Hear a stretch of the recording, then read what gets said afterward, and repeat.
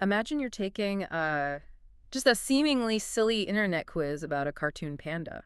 Right, like you're just taking a quick break from work. Exactly. You fully expect to be called, a fun-loving hero, but instead, the algorithm essentially diagnoses you with severe, deep-seated control issues. Oh yeah, an unquenchable need for external validation. Yes. You sit there at your desk, you hit submit, the little loading wheel spins, and bam, you are not the chosen one. You are Tai Lung Oof. or Lord Shen. You just matched with the villain. The whiplash is entirely real. I mean, you click a link looking for a lighthearted distraction, and you end up staring at a shockingly accurate reflection of your own workplace burnout. Yeah, your protective psychological armor is just laid bare. Right. It forces you to look at the exact mechanisms you use to survive stress. It is the ultimate bait and switch, and honestly, I love it. So, welcome to a special deep dive for our channel series, The Archetype Test. Where we take fandom personality quizzes from the depths of the internet and use them as deceptively useful mirrors for understanding our own human psychology. Because today, we are looking at why your favorite childhood villains are actually perfect psychological mirrors for how you handle vulnerability. And our focus today is on a really highly perceptive framework built by Maya over at Brain Rot Quizzes. Highly recommend. Yeah, her What Kung Fu Panda character are you? Hmm. Test is essentially mapping out behavioral psychology, but it's disguised as martial arts nostalgia. Which is brilliant. The link is right down in the description, and we highly encourage you to go take it to find your result. Yeah. But, stick with us first to understand the underlying mechanics of what this test is actually measuring. Definitely. Okay, let's unpack this. In the Valley of Peace, which is the universe of these characters, strength isn't actually about physical combat. Right, not at all. Maya's framework uses martial arts purely as a metaphor for navigating existence. It's about heart, it's about discipline, identity, and, well, the quiet, lingering fear that you might not be enough. Yeah, because every character in this universe represents a specific psychological adaptation to vulnerability. Mm-hmm. Do you meet the unpredictability of life with softness? Or do you try to, violently shape it yourself? Yeah. When we analyze these archetypes through the lens of something like the Jungian shadow self, the quiz is really measuring how well you've integrated your darkest fears into your everyday personality. So let's establish the baseline with the quote-unquote good guys. Because if we look closely, the heroes do not get a free pass on emotional vulnerability. Oh, absolutely not. They are entirely defined by how they manage their hidden anxieties. Take the main panda, Po. The quiz categorizes him by his chaotic sincerity. I love that phrase. Right. If you get Po, your love language is comfort. You feel persistently underqualified, but you show up with your whole heart anyway. Which is huge. Poe represents what psychologists call radical acceptance. He doesn't fight his own nature or try to project a false image of competence, Yeah. He copes with the immense pressure of his destiny by leaning into his emotional openness. It's actually a very high level of distress tolerance. I do have to play devil's advocate here, though. Okay, go for it. Is Poe really practicing radical acceptance, or is he just using humor and snacks to deflect from his insecurities? I mean, cracking jokes when you're terrified is a classic avoidance tactic. That's fair. It feels like a defense mechanism disguised as charm, doesn't it? Well, it absolutely can be a defense mechanism. But the key distinction Maya's quiz makes is whether that humor isolates you or connects you. Oh, I see. Poe uses vulnerability to connect. Contrast that with Tigress. Right. If you match with Tigress, you are intensely guarded. In psychological terms, that's classic avoidant attachment paired with extreme compartmentalization. Ultimate stoic. Exactly. You maintain perfect posture and believe it is simply safer and more efficient, honestly, to stay relentlessly strong than to ever try and explain your inner emotional landscape to anyone else. We all have that Tigress friend. Oh, 100%. They view vulnerability as an actual structural flaw. But then you have someone like Master Shifu who is dealing with a completely different burden.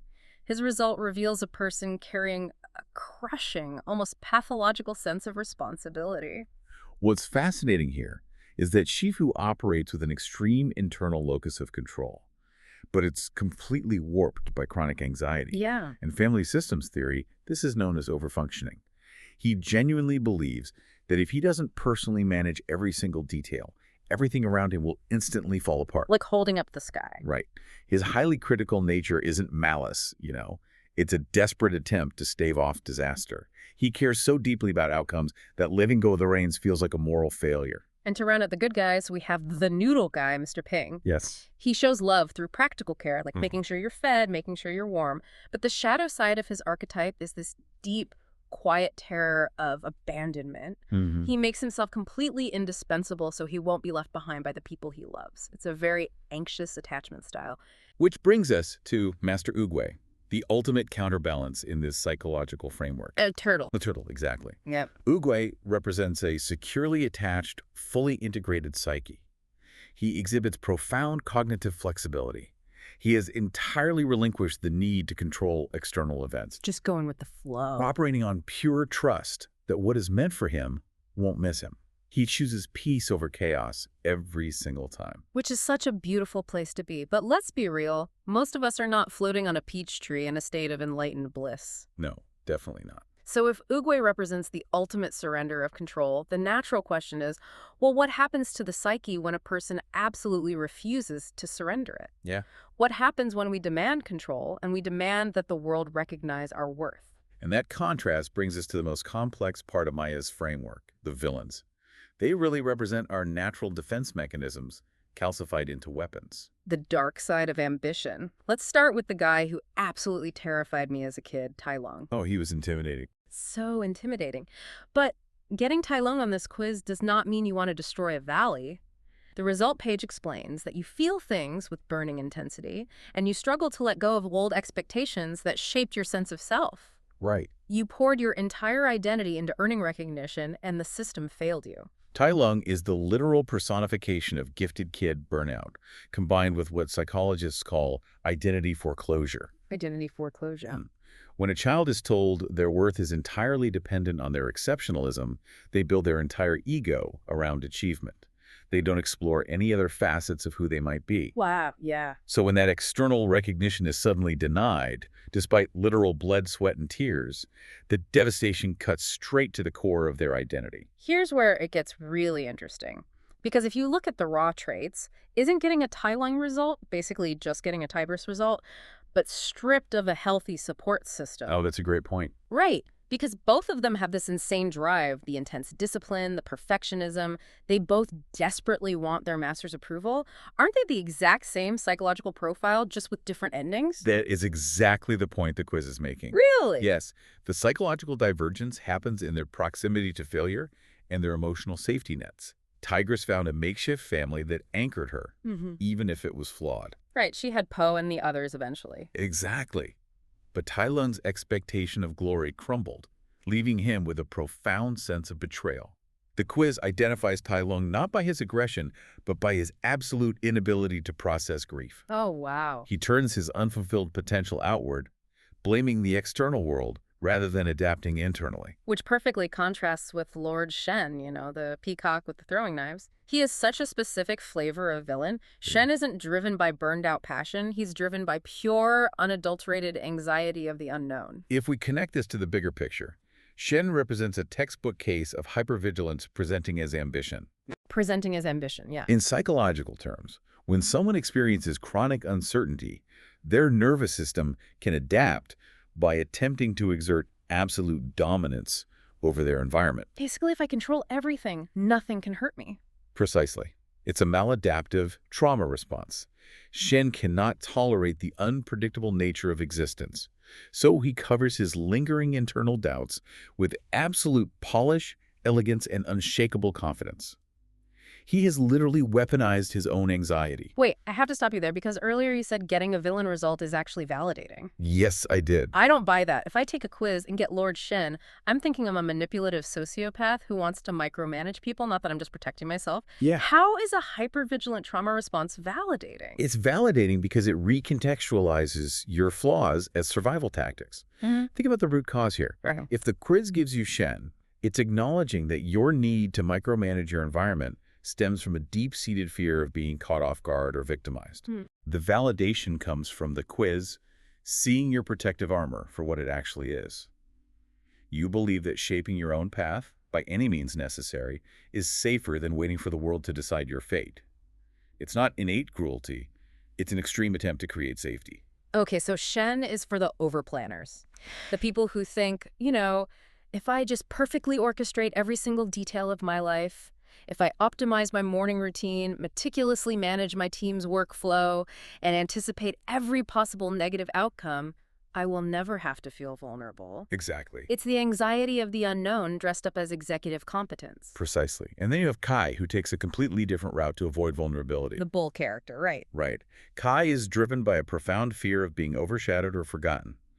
He suffers from what we would call a narcissistic injury, a perceived threat to his self-esteem that he simply cannot let go of. Right, because Kai doesn't sit down and process his feelings of insecurity. He doesn't say, wow, I feel really invisible right now. No, definitely not. He uses direct action. He has to win. Winning is the only metric he trusts to validate his worth. For Kai, respect isn't given. It is extracted. When he feels ignored, he doesn't retreat. He takes up as much space as violently as possible. Yeah. The universal human desire connecting all three of these villains is the desperate need to be undeniably capable when you feel the world has overlooked your efforts.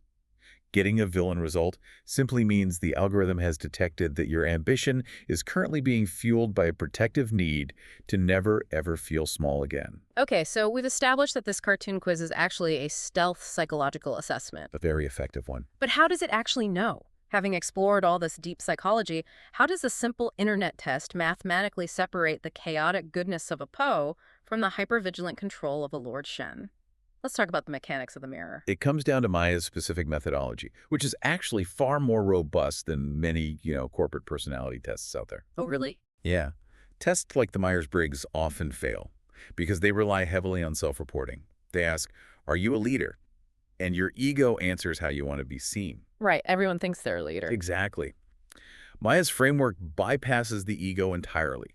A well-designed psychological mirror explores your emotional patterns through everyday micro-decisions, not obvious labels. Let's actually look at the algorithm of this test to show you how it works. I have some of the questions here, and you can see how it plots variables against each other. There's one question that asks, when something important doesn't go your way, your first reaction is... Okay, so this question is testing your baseline distress tolerance and how you process disappointment. Right. So one option is crack a joke, grab a snack, and emotionally recover in your own time. That immediately sorts you toward Poe or Mr. Peng, comfort-seeking and humor as a buffer. Makes sense. But another option is get angry because you know you deserved better. And that plots you directly toward the Tai Lung or Shen quadrant. It measures an external locus of control regarding fairness. When you are denied something, do you seek internal comfort or do you seek external justice for a bruised ego? There's also the option to quietly blame yourself and immediately think about how you could have done better. Hello, Tigress and Shifu. Right, the total internalization of failure. But here's where I get tripped up and where I think the thin line between hero and villain gets really blurry. There's a question about handling chaotic situations, and one of the options is take charge because you trust your judgment most. Ah, yes. So what does this all mean? If my instinct is to take charge because I trust my own judgment, does the algorithm sort me as a reliable hero stepping up to save the day, or a controlling villain who refuses to trust anyone else? This raises an important question, and that ambiguity is actually the secret engine of the entire quiz. How so? The algorithm cross-references your answers to reveal that our greatest strengths, our clever thinking, our raw drive, our intense discipline, are the exact same traits that become our fatal flaws when they are driven by fear instead of inner peace. Oh, wow. So it's looking for the context of the behavior, not just the behavior itself. Exactly. The sorting mechanism doesn't just look at the action, it determines your motivation. Yeah. Taking charge is a leadership quality. If your other answers indicate a desire to protect and serve, like Shifu. Right. But if your other answers indicate a terror of being out of control, taking charge gets sorted as a villainous trait, like Shen. The action is identical. The internal motivation is what sorts you into your archetype. That is wild. It's the difference between I want success so I can provide for my family versus I want success so no one can ever look down on me again. Yep. It's the exact same ambition, the exact same behavior in the boardroom, but powered by completely different emotional engines. The algorithm measures the engine, not the vehicle. It asks about your relationship with ambition, how you want to be remembered, and what physical environment soothes your nervous system.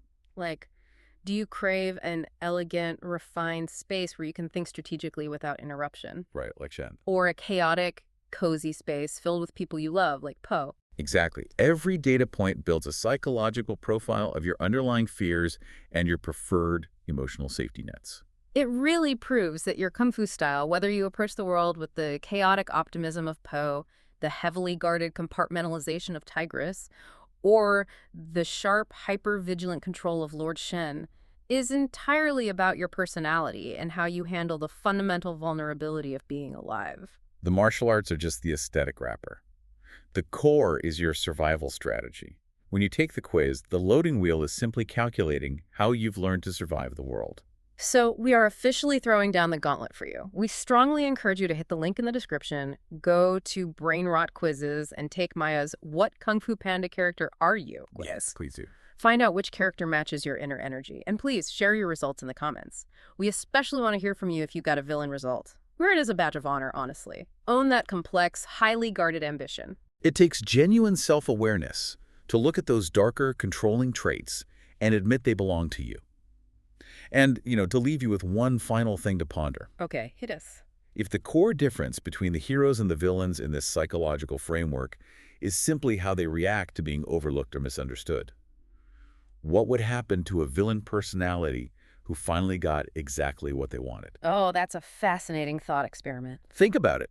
If a Tai Lung or a Lord Shen finally received the exact recognition, the power, and the undeniable respect they spent their entire lives desperately chasing, would that external validation actually soothe their nervous system? That's the million-dollar question. Right. Would they finally find inner peace like Oogway?